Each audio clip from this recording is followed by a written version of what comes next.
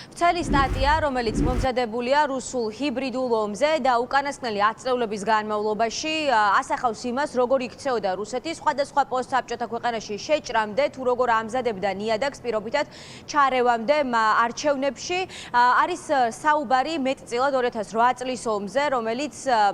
სტატიაში აღნიშნულია, რომ იყო პრაქტიკულად მოსამზადებელი პერიოდი რუსეთისთვის, საიმისოდ, რომ უკრაინაში სრულმასშტაბიანი შეჭრა განეხორციელებინა უკვე რამდენიმე წელში და სტატიაში, რომელიც რუსულ დეზინფორმაციასთან საბრძოლველად არის რეალურად შექმნილი, არის ასევე საუბარი იმაზე, ამ ჰიბრიდული ომის რა მექანიზმებს იყენებს ხოლმე ოკუპანტი ქვეყანა სხვადასხვა ქვეყანაში, ან როდის და რატომ იწყებს ხოლმე ამ მექანიზმების განხორციელებას. პირველი, რასაც ვკითხულობთ სტატიაში, არის ის, რომ რუსეთი ყოველთვის იწყებს და აქტიურ რეჟიმში მოჰყავს დეზინფორმაციის პროპაგანდის კამპანია, ქმნის გარკვეულ წარმოსახვებს,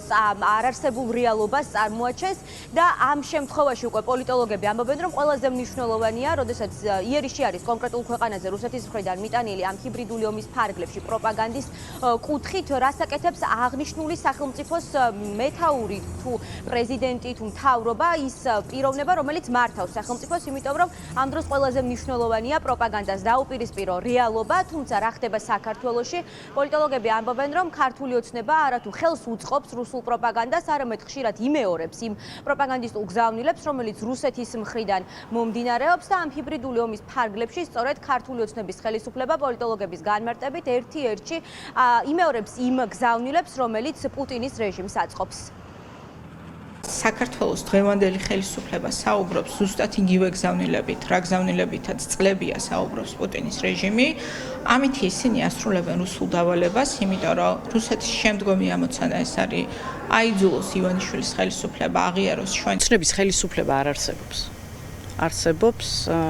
რუსული სპეცსამსახურების ქვედანაყოფი ქართული ოცნების სახით, რომელიც იმ ტექსტებს არცელებს, რომელიც კრემლში იწერება. დეზინფორმაცია არის ჰიბრიდული ომის ნაწილი. იმ ომის, რომელსაც რუსეთი აწარმოებს დასავლეთის წინააღმდეგ და იმ ომის, რომელსაც რუსეთი აწარმოებს რეგიონში დასავლური ინტერესების და დასავლეთის არსებობის წინააღმდეგ. დეზინფორმაციას ის იყენებს როგორც საომარ მექანიზმს, იმისთვის რომ მოამზადოს ნიადაგი, მათ შორის ომის წინსწრებად, რომ საზოგადოებრივ აზრზე იქონიოს გავლენა და შემდგომ უკვე სამხედრო გზით მოახდინოს იმ სახელმწიფოების დაყოფა და ხელოვნური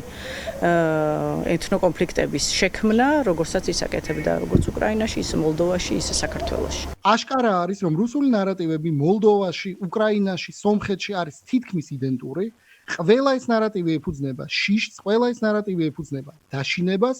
და არც ერთ ამ ნარატივს არ აქვს ნათელი მომავლის რამენაირი ხედვა.